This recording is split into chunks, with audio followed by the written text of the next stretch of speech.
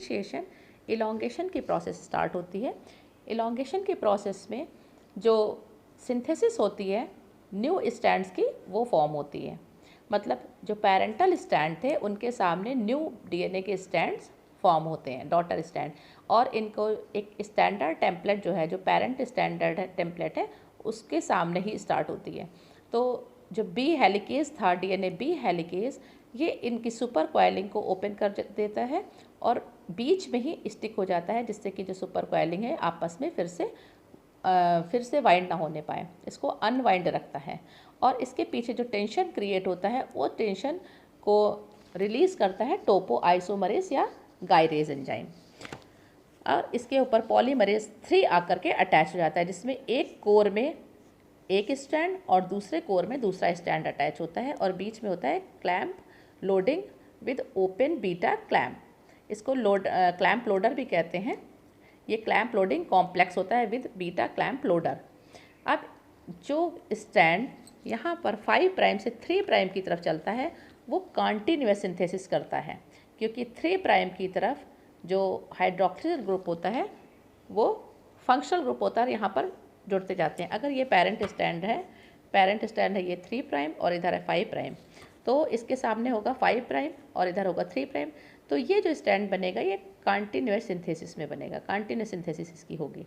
लेकिन इसके सामने वाला जो स्टैंड है इधर वाला, ये क्या है, ये 3 प्राइम से 5 प्राइम है। ये वाला है 3 प्राइम और ये है 5 प्राइम। तो इसके सामने जो ये पेरेंटल स्टैंड हो गया 3 प्राइम से 5 प्राइम, तो जिसके सामने वाला स्टैंड है वो उसमें क्या होगा, आरएनए प्राइमर्स इधर की तरफ से बनेंगे, बैक साइड से। क्यों? क्योंकि 3 प्राइम इसका इधर आ जाएगा 5 के सामने।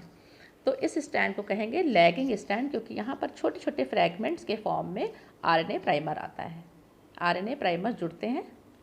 अब डीएनए बी हेलिकेज के साथ में जो प्राइमेज एंजाइम है वो एक्टिवेट हो जाता है और वो आरएनए प्राइमर्स को बनाना शुरू करता है, सिंथेसिस शुरू करता है। तो प्राइमेज एंजाइम और हेलिकेज एंजाइम ये दोनों आपस में कॉम्प्लेक्स बना लेते हैं और कॉम्प्लेक्स बना के न्यू आरएनए प्राइमर की सिंथेसिस शुरू कर देते हैं। तो यहाँ पर 5 प्राइम से 3 प्राइम की तरफ सबसे पहले एक आरएनए प्राइमर इस प्राइमेज एंजाइम की तरफ से आता है और वो कॉन्टिन्यूअस सिंथेसिस स्टार्ट हो जाती है।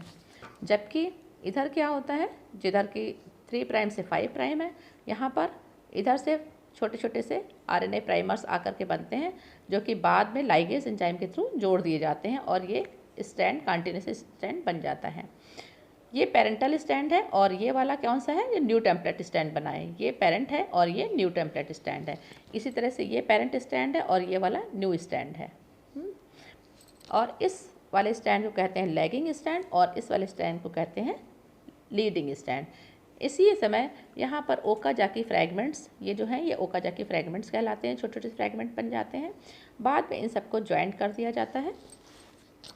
अब जब ये सिंथेसिस कंप्लीट हो जाती है तो यहाँ पर जो बीटा क्लैंप लोडर था ये वाला नीचे, ये यहाँ से ब्रेक हो जाता है। ब्रेक हो करके ये साइटोप्लाज्म में चला जाता है। जैसे ये सिंथेसिस कंप्लीट होती है ये हट जाता है और सिंथेसिस वहीं पर स्टॉप हो जाती है और एक न्यू क्लैंप लोडर जो होता है वो आकर के बीटा हेलिकेज के साथ में इस टेम्पलेट के ऊपर अटैच हो जाता है और सिंथेसिस जो है नई फ्रैगमेंट की सिंथेसिस लैगिंग स्टैंड के ऊपर स्टार्ट हो जाती है।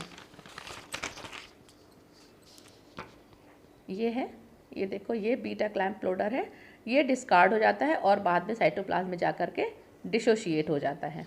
और इस तरह से ये फिर से जो क्लैंप लोडर था, जो नया क्लैंप कनेक्शन था, नया बीटा क्लैंप था, वो फिर से इसको रीड करने लगता है और ओकाजाकी फ्रैगमेंट की सिंथेसिस करने लगता है लैगिंग स्टैंड पे, और लीडिंग स्टैंड के ऊपर एक कॉन्टिन्यूअस सिंथेसिस शुरू हो जाती है।